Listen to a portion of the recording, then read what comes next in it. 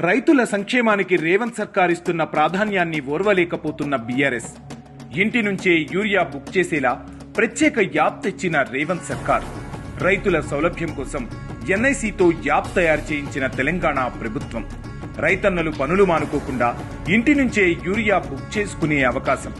రాష్ట్రాలలో జిల్లాలలో డీలర్ల దగ్గర ఎంత యూరియా స్టాక్ ఉందో తెలియచేయనున్న యాప్, ఆధార్ నెంబర్ అనుసంధానం ద్వారా పారదర్శకంగా యూరియా పంపిణీకి అవకాశం,